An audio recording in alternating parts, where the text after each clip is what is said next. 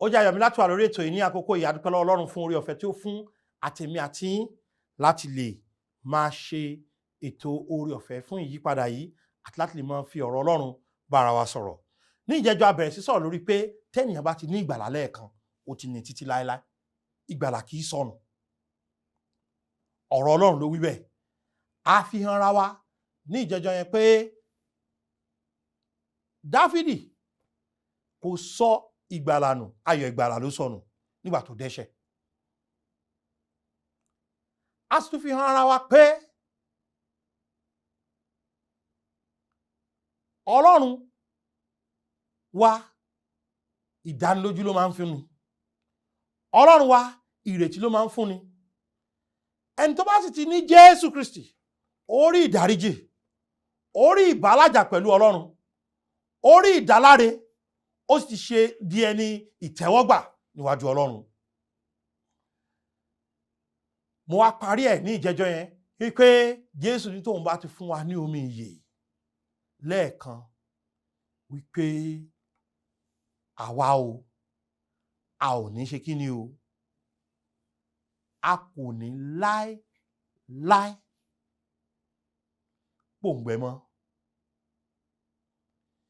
Tí kò bá yé yín, ẹ lè tún béèrè tàbí kẹ́ lọ wo ìwàásù náà lórí YouTube page wa tí wọ́n fi hàn yín, tàbí kẹ́ pè wá lórí 07038085652 tàbí 07087682122 tàbí 07055307492 07055307492 yìí òun ní WhatsApp wa. Tẹ́ bá ti bi wá ní ìbéèrè, a ó dá yín lóhùn, a ó sì fi ọ̀rọ̀ Ọlọ́run dáhùn ni. Lónìí mo fẹ́ ká wo nǹkan kan nínú ọ̀rọ̀ Ọlọ́run kí n tó wá fi ohun tí Jésù sọ tó fìdí ẹ̀ múlẹ̀ pé ènìyàn kò lè lọ sọ́run àpáàdì tó bá ti ní ìyà ìnípẹ̀kun lọ́wọ́. Ìwé Róòmù orí 10. Nǹkan àkọ́kọ́ tí mo fẹ́ fi hàn wá ni ta ni kò ní ìyà ìnípẹ̀kun tàbí ta ni ò ní gbàlà. Róòmù orí 10 ẹsẹ̀ kìíní ní, ará, ìfẹ́ ọkàn mi àti àdúrà mi sí Ọlọ́run fún Ísírẹ́lì ni fún ìgbàlà wọn. Nítorí mo gba ẹ̀rí wọn jẹ́ pé wọ́n ní ìtara fún Ọlọ́run, ṣùgbọ́n kì í ṣe gẹ́gẹ́ bí ìmọ̀. Nítorí bí wọn kò ti mọ òdodo Ọlọ́run, tí wọ́n sì ń wá ọ̀nà láti gbé òdodo ara wọn kalẹ̀, wọn kò tẹríba fún òdodo Ọlọ́run. Nítorí Kristi ni òpin òfin sí òdodo fún olúkúlùkù ẹni tí ó gbàgbọ́. Bàbá wa àti Ọlọ́run wa, a fẹ́ òye ìmọ̀ nínú ẹ̀kọ́ yìí. Fẹ́ kẹ́ ran àwọn èèyàn lọ́wọ́ láti rí i pé ìgbàlà ẹ̀ẹ̀kan ṣoṣo ni. Ìgbàgbọ́ nínú Jésù ló ń fúnni ní ìyà ìnípẹ̀kun. Ẹ ṣàánú fún wa ní àkókò yìí, kí ẹ sì ràn mí lọ́wọ́ láti ran àwọn ènìyàn yín lọ́wọ́. Ní orúkọ Jésù Kristi, Olúwa wa. Àmín. Mo ní ta ni kò ní ìgbàlà? Bíbélì wípé, ará, ìfẹ́ ọkàn mi àti àdúrà mi sí Ọlọ́run fún Ísírẹ́lì ni fún ìgbàlà wọn. Ísírẹ́lì jẹ́ orílẹ̀-èdè tí gbogbo ayé gbàgbọ́ pé orílẹ̀-èdè Ọlọ́run ni wọ́n. Síbẹ̀, ìránṣẹ́ Ọlọ́run ń gbàdúrà fún wọn kí wọn kí ó lè ní ìgbàlà. Kí ni ìdí tí wọn kò fi ní ìgbàlà? Ìdí àkọ́kọ́ tí wọn kò fi ní ìgbàlà ni pé wọ́n kàn ní ìtara ẹ̀sìn ni. Ẹ̀sìn kò fún ẹnikẹ́ni ní ìgbàlà rí, kò sì lè fún ẹnikẹ́ni ní ìgbàlà. Bẹ́ẹ̀ nítorí mo gba ẹ̀rí wọn jẹ́ pé wọ́n ní ìtara, bó tilẹ̀ jẹ́ pé wọ́n ní ìtara o, síbẹ̀ wọn ò ṣe kí ni, wọn ò ní ìgbàlà. O lè máa lọ church déédéé kò mọ́ ní ìgbàlà. O lè máa lọ ṣọ́ọ̀rù déédéé kò mọ́ ní ìgbàlà. O lè jẹ́ ọmọ akọrin kò mọ́ ní ìgbàlà. O lè jẹ́ aṣọ́nà nínú ìjọ kò mọ́ ní ìgbàlà. O lè jẹ́ ìránṣẹ́ Ọlọ́run nínú ìjọ kò mọ́ pera rẹ ní olùṣọ́ àgùntàn kò mọ́ nígbàlà. Kò yẹ pé ìtara rẹ tí wọ́n bá ní ta ni ó kọ́kọ́ dáwó, ìwọ ló kọ́kọ́ ń dáwó. O lè ní ìtara kò mọ́ nígbàlà. Ísírẹ́lì ní ìtara. Bíbélì wípé wọn kò ní ìgbàlà. Jẹ́ kí n bí ọ lẹ́ẹ̀kan sí i, ṣó o ní ìgbàlà? Torí ẹni tí ò bá ti ní ìgbàlà kì í ṣe àtúnbí. Ẹni tí kò bá sì ti dàtúnbí kò lè rí ìjọba ọ̀run. Ṣó o ní ìgbàlà? Wọ́n ní ìtara, wọn kò ní ìgbàlà. Débi kí wọ́n tẹ̀ wá sọ pé àwọn ní ìgbàlà ayérayé. Nǹkan kejì ni pé ibi tí wọ́n fi ìgbẹ́kẹ̀lé wọn sí kọ́ ló yẹ kán fi sí. Ohun tí wọ́n ń fìdí ẹ̀ múlẹ̀, òun ni òdodo ti ara wọn. Ẹ wo ẹsẹ̀ Bíbélì yẹn, orí kẹwàá ẹsẹ̀ kejì yẹn. Nítorí mo gba ẹ̀rí wọn jẹ́ pé wọ́n ní ìtara fún Ọlọ́run, ṣùgbọ́n kì í ṣe gẹ́gẹ́ bí ìmọ̀. Nítorí bí wọn kò ti mọ òdodo Ọlọ́run. Ẹ gbọ́ nǹkan tó wá sọ, tí wọ́n sì ń wá ọ̀nà láti gbé òdodo ara wọn kalẹ̀. Ohun tí wọ́n ń fìdí ẹ̀ múlẹ̀ wípé yóò mú àwọn dọ́run, òun ni òdodo tara wọn. Ṣé ẹ̀sìn lódodo tara wọn kò lè fún wọn ní ìgbàlà. Ẹ jẹ́ kí n fi Títù orí kẹta ẹsẹ̀ karùn-ún hàn wá. Títù orí kẹta ẹsẹ̀ karùn-ún. Òdodo ara ẹni kò lè fúnni ní ìgbàlà. Bíbélì ní kì í ṣe nípa iṣẹ́ tí àwa ń ṣe nínú òdodo, ṣùgbọ́n gẹ́gẹ́ bí àánú rẹ̀ ó gbà wá là. Iṣẹ́ tá à ń ṣe nínú òdodo kọ́ ló ń fúnni ní ìgbàlà. Ta ni kò ní ìgbàlà? Ẹni tó bá ní iṣẹ́ rere mi ni yóò mú mi dọ́run. Ìbá tọ́mọ́lá kejì jẹ́ ò ní gbàlà o, ó rò pé o ní ni o. Ò nílé lọ́run báwọn o, ó rò pé o ní ni o. Ísírẹ́lì kò ní ìgbàlà, wọ́n ní ìtara ẹ̀sìn. Ísírẹ́lì kò ní ìgbàlà. Ẹ jẹ́ kí n sọ fún wa pé wọ́n ní òdodo tí wọ́n fi lélẹ̀, wọn kò mọ òdodo Ọlọ́run. Bíbélì ní kì í ṣe nípa iṣẹ́ òdodo tí àwa ń ṣe. Iṣẹ́ òdodo tí àwa ń ṣe kò lè ṣe kí ni o, kò lè gbà wá là. Mo ń sàdá mẹ́wàá, ó dára láti san ìdá mẹ́wàá, kò kàn lè gbà ọ́ là náà ni. Mo ń lọ sí ilé ìsìn déédéé, ó dára láti lọ sí ilé ìjọsìn déédéé, kò kàn lè gbà ọ́ là ni. Ó lọ sí ilẹ̀ mímọ́, ó dára láti lọ fún ilẹ̀ mímọ́, ṣùgbọ́n kò kàn lè gbà ọ́ là ni. Mo ń ṣiṣẹ́ rere, iṣẹ́ rere rẹ kò kàn lè gbà ọ́ là ni. Ẹ̀yin náà wo Éfésù orí kejì. Éfésù orí kejì. Ẹ̀yin náà wo ẹsẹ̀ kẹjọ. Ó nítorí orí ọ̀fẹ́ ni a fi gbà yín là nípa ìgbàgbọ́, àti èyí ni kì í ṣe ti ẹ̀yin fúnra yín. Kì í ṣe tẹ̀yin tìkára yín o. Kí ni wọ́n sọ pé kì í ṣe tẹ̀yin tìkára yín o? Ìgbàlà. Ìgbàlà kì í ṣọ̀rọ̀ òdodo ara ẹni. Ìgbàlà kì í ṣọ̀rọ̀ iṣẹ́ rere ara ẹni. Ìgbàlà kì í ṣọ̀rọ̀ ẹ̀sìn. Èyàn lè ní ìtara ẹ̀sìn kó má ní ìgbàlà. Èyàn lè ní òdodo ara rẹ̀ kó má ní ìgbàlà. Òdodo ara ẹni kò tiẹ̀ lè fún ẹnikẹ́ni ní ìgbàlà rárá ni. Iṣẹ́ rere kò lè fúnni ní ìgbàlà. Bíbélì ní ẹ̀bùn Ọlọ́run ni, kì í ṣe nípa iṣẹ́, kí ẹnikẹ́ni má bàa ṣògo. Ṣé rí, Ọlọ́run ṣe ètò ìgbàlà lọ́nà tó fi jẹ́ pé èmi àti a lè máa lè dúpẹ́ láíláí fún ìgbàlà ni. Tó bá jẹ́ pé mò ń gbé ìgbé ayé mímọ́ ló fún mi ní ìgbàlà, ẹ wò mí, màá lè ṣògo pé ebi tí mo ṣe ni mo gbà. Tó bá jẹ́ pé ìwà òdodo mi ló fún mi ní ìgbàlà, màá sọ pé òdodo mi ló jẹ́ kí n di ẹni ìgbàlà. Bẹ́ẹ̀ ni mi èé mutí, bẹ́ẹ̀ ni mi kì í ṣe panṣágà, bẹ́ẹ̀ ni mi kì í yànlè, ṣùgbọ́n Bíbélì fi múlẹ̀ fún mi pé ẹlẹ́ṣẹ̀ ni mí. Ìpè ìgbàlà Ọlọ́run kì í ṣe tèmi tìkára mi. Torí pé Ọlọ́run ò fẹ́ kí n máa ṣògo pé fúnra mi mo ṣe. Mo try. Ẹ rí pé first class mo wà níjọba ọ̀run ni. Rárá. Pé màá wọ ìjọba ọ̀run. Pé mo ní ìdánilójú ọ̀run. Torí pé mo ní ìgbàlà ni. ìgbàlà ìwo? Ìgbàlà ọ̀fẹ́ tí Jésù fún mi. Mo ní òdodo Ọlọ́run kì í ṣe òdodo ara mi. Mo ní ìdánilójú èyí tọ́lọ́run fún mi. Mo ní ìrètí tọ́lọ́run fún mi. Kí nìdí tí mo fi sọ̀rọ̀ nípa àwọn tí ò ní ìgbàlà?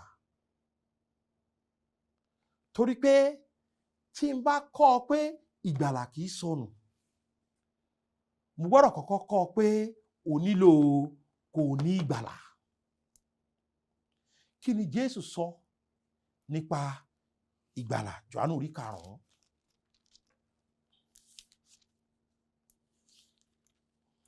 Ẹsẹ̀ 24. Jésù wípé, lóòótọ́ lóòótọ́ ni mo wí fún yín, ẹnikẹ́ni tí ó bá gbọ́ ọ̀rọ̀ mi, tí ó bá sì gba ẹni tí ó rán mi gbọ́, ó ní ìyè tí kò ní pẹ̀kun. Kò sọ pé ó gbọ́rọ̀ mu, ó wá ṣiṣẹ́ rere. Kò sọ pé ó gbọ́rọ̀ mu, ó wá ṣe kí ni o? Ó wá ṣe kí ni o? Ó wá pòfin 10 mọ́. Rárá, ó ní tó bá ti gbọ́rọ̀ òun, tó bá ṣe kí ni o? Tó bá ti gbàgbọ́. Ọ̀rọ̀ ìgbàgbọ́ yìí ni. Ó ní ìyè àìnípẹ̀kun, òun kì yóò sì wà sí ìdájọ́. Ó túmọ̀ sí pé òun tó kò ní bọ́ sínú ìdájọ́ mọ́. Inú kí ni yóò bọ́ sí o? Inú ìdáláre, inú ìsọdọmọ, inú ìdáríjì ẹ̀ṣẹ̀, inú ìdánilójú, inú ìrètí, inú ìbàlájà, inú ìṣe ìtẹ́wọ́gbà, inú jíjogún ìjọba ọ̀run. Kí ni yóò fún ní gbogbo nǹkan wọ̀nyí? Ìgbàgbọ́. Kí ni Jésù sọ nípa ẹni tí ó bá ti ní ìgbàlà? Wípé kò ní dé inú ìdájọ́ mọ́. Kí ni Jésù sọ nípa ẹni tó ti ní ìgbàlà? Jésù wípé òun tọ̀hún ó ní ìyè àìnípẹ̀kun. Orí 3 ìwé Jòhánù yẹn, ẹsẹ̀ 16. Ẹni tí ó bá gba ọmọ gbọ́, ó ní ìyè àìnípẹ̀kun. Ọdún mélòó ni àìnípẹ̀kun?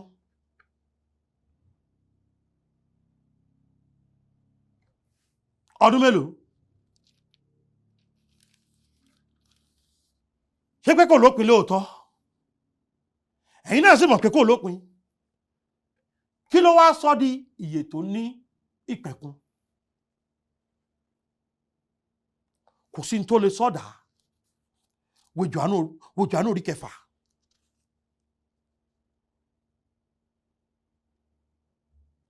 Jésù wípé, èmi ni oúnjẹ ìyè. Ẹnikẹ́ni tí ó bá tọ̀ mí wá, ebi kì yóò pa á. Ẹni tí ó bá sì gbà mí gbọ́, òǹgbẹ kì yóò gbẹ mọ́ láé.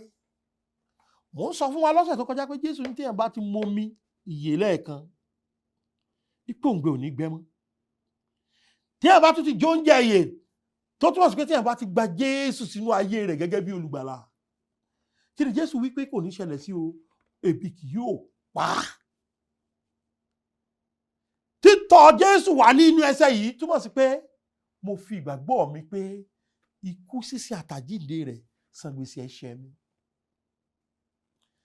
Torí tó bá ti fi ìgbàgbọ́ rẹ sínú Jésù, gbọ́ ọ̀rẹ́ mi, gbọ́ ẹ̀yin bàbá mi, ẹ gbọ́ ẹ̀yin màmá mi, ẹ kì í sọ fún yín ẹ̀yin ọmọdé àti àgbàlagbà, ẹni tó bá ti fi ìgbàgbọ́ rẹ̀ sínú Jésù, Jésù ní ebi kì yóò pa á. Ó túmọ̀ sí pé kò ní lọ sọ́run àpáàdì mọ́. Ìwé Jòhánù orí 10.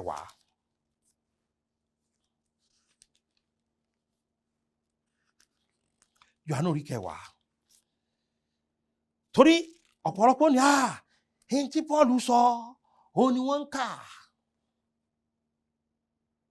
Èyí tí Pọ́ọ̀lù kọ̀ọ̀kan ni wọ́n ń kà. Ohun tí Jésù sọ òun ni mò ń kà fún ọ yìí. Wípé Jésù wí fún wa nínú ìwé Jòhánù orí 10 ẹsẹ̀ 28. àti ẹsẹ̀ ìkọkàndínlọ́gbọ̀n. Èmi sì fún wọn ní ìyè àìnípẹ̀kun. Wọn kì yóò sì ṣègbé láéláé. Kò sì sí ẹni tí ó lè já wọn kúrò ní ọwọ́ mi. Ẹ̀gbọ́n nǹkan tí Jésù sọ fún wa ni pé inú ọwọ́ òun la wà títí láéláé. Tí ó rí nígbà tó bá ti gba Jésù lójú ẹsẹ̀, ó bọ́ sínú ọwọ́ Ọlọ́run. Ẹ gbọ́, ọwọ́ wo ló lágbára ju ọwọ́ Ọlọ́run lọ? Ẹ gbọ́, ọwọ́ wo ló lè yọ ni kúrò nínú ọwọ́ Ọlọ́run? Ọwọ́ wo ló lè já ni gbà lọ́wọ́ Ọlọ́run? Ǹjẹ́ ẹ rí ibi tí ọwọ́ Ọlọ́run ti di aláìlágbára mọ́? Kò lè di bẹ́ẹ̀ láéláé. Ìwé Jòhánù orí 6 ẹsẹ̀ 39. Máa padà sí ẹsẹ̀ 39 bẹ̀ yẹn. Ìwé Jòhánù orí 6 ẹsẹ̀ 39. Bíbélì wípé èyí sì ni ìfẹ́ Baba tí ó rán mi, pé ohun gbogbo tí ó fi fún mi, kí èmi kí ó má ṣe sọ ọ̀kankan nù nínú wọn, ṣùgbọ́n kí èmi kí ó lè jí wọn dìde ní ìkẹyìn ọjọ́. Téèyàn bá ti gba Jésù, ó ti bọ́ sọ́wọ́ Ọlọ́run. Ẹ wá gbọ́ ìfẹ́ Ọlọ́run fún gbogbo ẹni tó ti gba Jésù. Ìkankan ò lè sọnù. Bó wá ní ìgbàlà ṣe ń sọnù? Jésù ní ìkankan ò lè ṣe kí ni o? Kò lè sọnù. Tí Jésù bá wí pé a ò lè sọnù, kí ló lè sọ wá nù?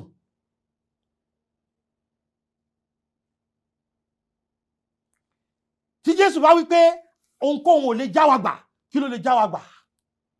Tí Jésù bá wí pé ebi kò lè pa wá mọ́, kí ló lè sọ wá di elébi? Tí Jésù bá wí pé òǹgbẹ kò ní gbẹ wá mọ́, kí ló lè sọ wá di ẹni tó ń gbẹ́ngbẹ́?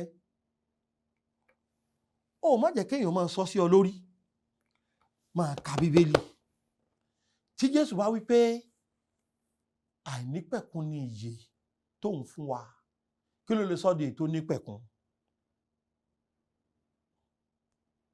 Jẹ́ kí n sọ ìdí tí mo fi fọkàn balẹ̀ pé ìgbàlà kò lè sọnù hàn nínú ìwé Jòhánù orí 10 yẹn, wo ẹsẹ̀ 29 yẹn, verse 29.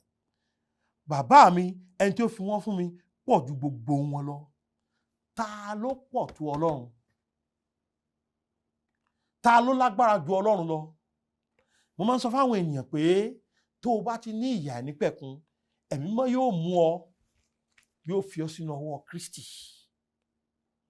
Ọlọ́run Baba yóò di ọwọ́ rẹ̀ mọ́. Ǹjẹ́ ẹnìkan wà tó lè yọ ọ́ nínú ọwọ́ Ọlọ́run? Tí Jésù bá ní òun ò ní sọ kankan nù, ǹjẹ́ mọ̀ túmọ̀ rẹ̀? Ìwọ gan ò lè yọra rẹ̀. Tó o bá ti gba ìyè àìnípẹ̀kun lọ́wọ́ Jésù, ọwọ́ Ọlọ́run ló wà títí láéláé.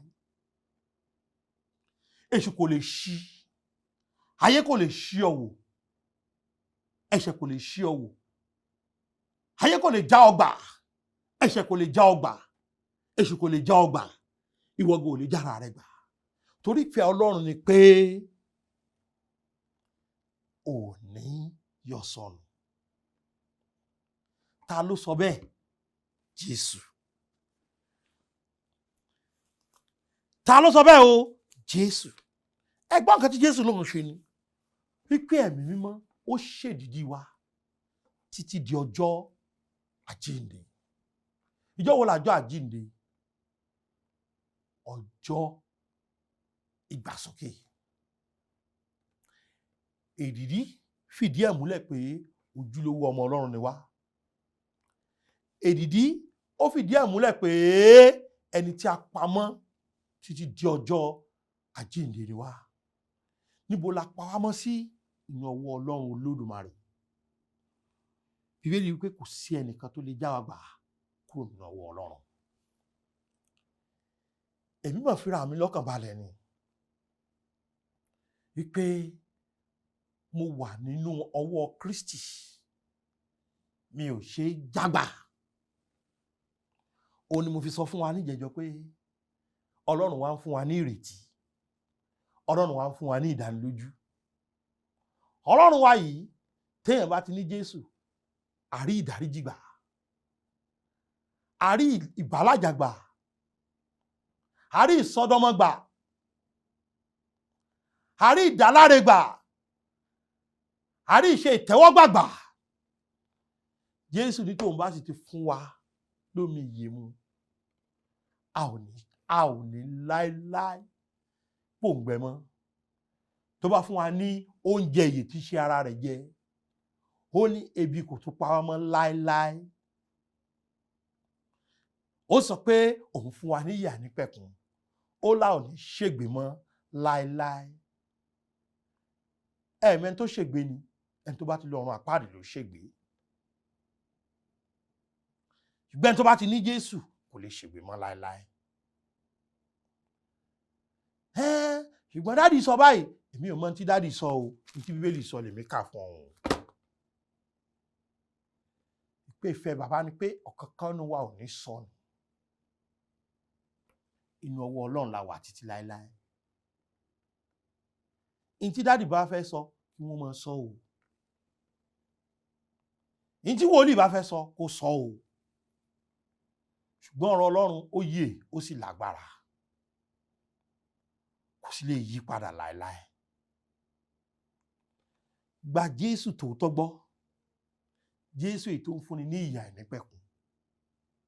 Ó sì ní ṣègbé mọ́ láéláé. Ó sì ní sí lára àwọn tó ń ṣe kàmíyẹ ní ìjọba rẹ̀. Wọ́n jẹ́ lọ́run àpáàdì. Torí pé Jésù yìí ó ń pani mọ́ títí ayérayé ni. Jésù ẹ ṣe fún ìgbàlà ẹ̀kan, fún ìgbàlà ayérayé. Tá bá rí ẹni tó nílò ìgbàlà yìí, Olúwa ràn wọ́n lọ́wọ́ láti pe Jésù sọ́kàn wọn. Kí ó di ẹni tó fi ìgbàgbọ́ wọn sínú ikú, ṣíṣe àtàjíǹde yín. Àmọ́ pé tó bá ti fi ìgbàgbọ́ wọn sínú yín, ẹ̀yin Ọlọ́run kò ní fi wọ́n sílẹ̀. Bẹ́ẹ̀ lẹ ní kọ̀ wọ́n sílẹ̀. Ògo ni forúkọ mímọ́ yín. Jésù Olúwa wa. Àmín. Pè mí lórí 07038085652, 07087682122 àti 07055307492. Àlàáfíà Ọlọ́run kó máa bá yín gbé. Ó dàbọ̀.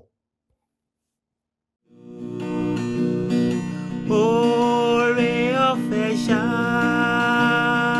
ni ìgbẹ́kẹ̀lé mi. Jésù kú fún aráyé, ó kú fún mi pẹ̀lú. Oore ọ̀fẹ́ ṣá ni ìgbẹ́kẹ̀lé mi.